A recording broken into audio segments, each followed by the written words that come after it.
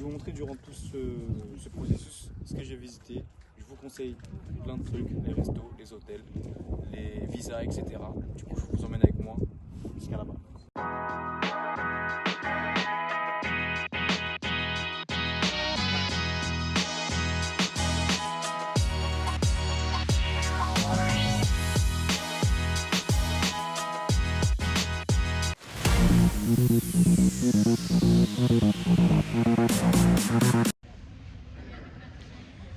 Il est actuellement 21h24, mon avion décolle dans 2 heures. J'ai le temps du coup recharger la batterie et lire, détendre un peu l'esprit.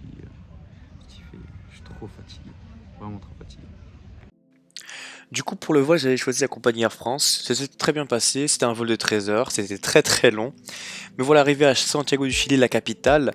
Avant votre arrivée, il faut savoir que les passeports français n'ont pas besoin de visa. Mais il faudra déclarer avant votre arrivée au Chili une déclaration qui stipule que vous ne possédez pas de nourriture d'origine animale ainsi que végétale.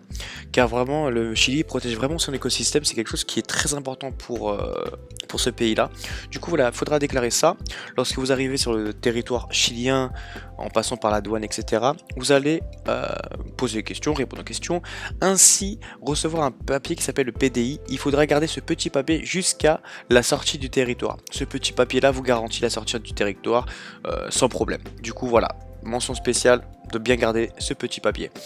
Dans la capitale, il n'y a pas grand chose à faire, je vous cache pas.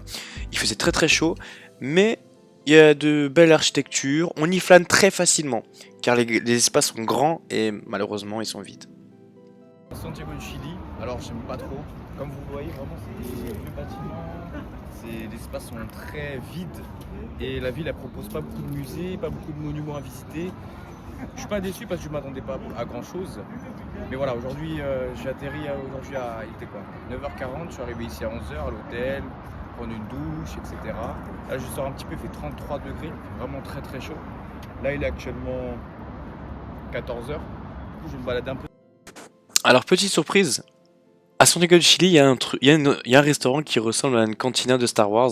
C'était très sympathique, ça changeait beaucoup. Je suis allé sur un coup de tête. Et vraiment, je vous conseille fortement, c'est pas cher, c'est accessible. Je vous conseille de réserver, c'est mieux. Mais voilà, belle expérience.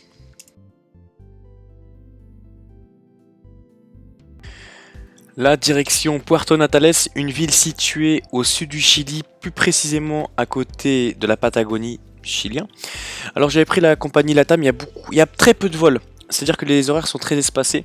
Et là, c'est Polo Sur, c'est l'excursion que j'ai pris lors de mon séjour, les excursions lorsque j'ai pris de mon séjour pour la Patagonie, que je recommande fortement. Les prix sont très abordables, très intéressants.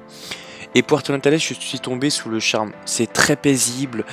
Franchement, tout est ouvert jusqu'à très tard, 22h, 23h, en vue des randonnées qui finissent à 17h, etc., même un peu plus tard. Là, c'était El Bote, un très très bon restaurant que je recommande fortement. C'est très rare que je recommande un restaurant lors de mes voyages, mais ça c'était succulent. On y déguste du très bon poisson et de la très bonne bière locale. Et j'ai beaucoup apprécié vraiment les Chiliens. Donc voilà Puerto Natales qui est à côté de la Patagonie, du côté du Chili. C'est une ville très paisible. Vous pouvez trouver plein d'agences de voyage. Du coup, ce que je vous conseille, c'est pas d'anticiper votre excursion et tout, parce qu'en fait, il y a beaucoup d'agences et qui sont pas de compétition.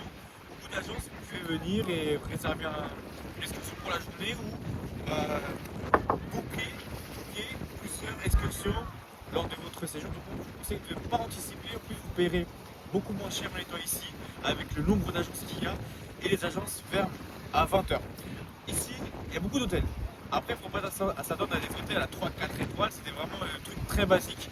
Et ce que j'ai apprécié beaucoup ici, c'est que les Chiliens sont très aimables, très à l'écoute. Ils font un effort dans la prononciation, parce que l'espagnol chilien est très difficile à comprendre. Je vous souhaite à Puerto Natales, et demain, ça commence le trekking de la Patagonia. À toutes. Voilà, premier jour en Patagonie, côté Chili.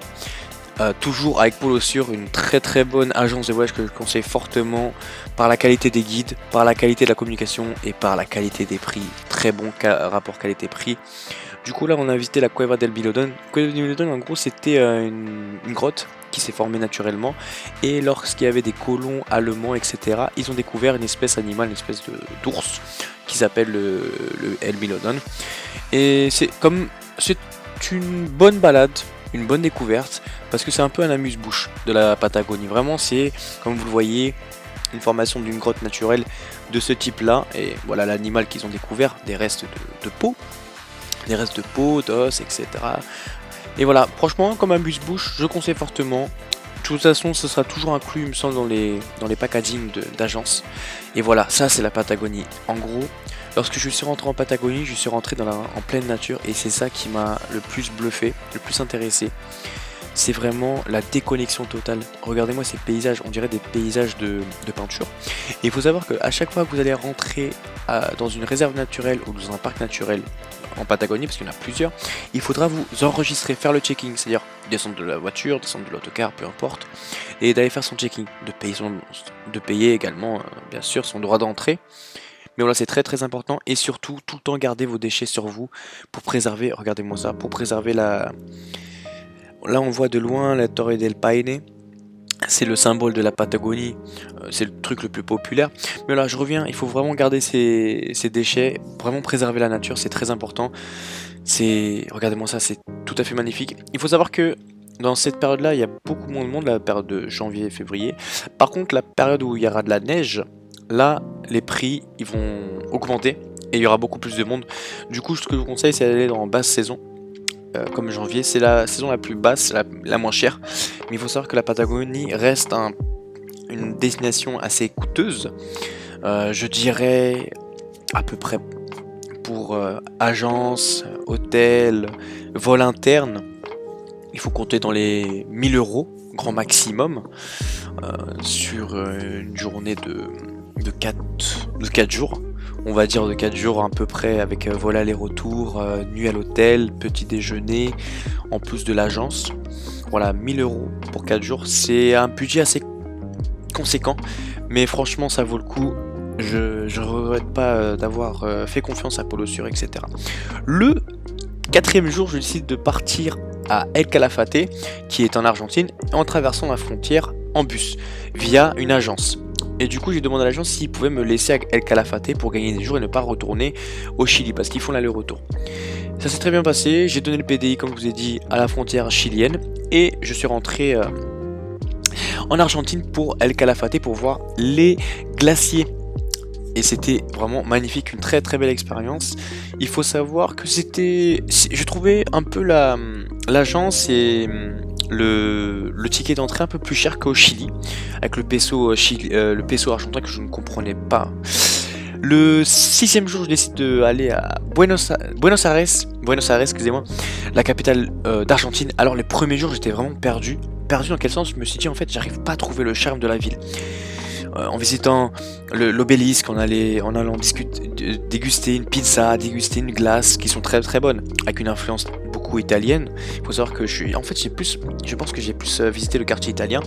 Voilà, c'était mon second jour en Buenos Aires que j'ai découvert vraiment la beauté en visitant le quartier de la Boca, qui ça respire le foot et tout. Et là j'ai vu la culture vraiment de l'Argentine. Et c'est ce 2e jour-là que j'ai compris, en fait, l'Argentine, c'est plusieurs cultures.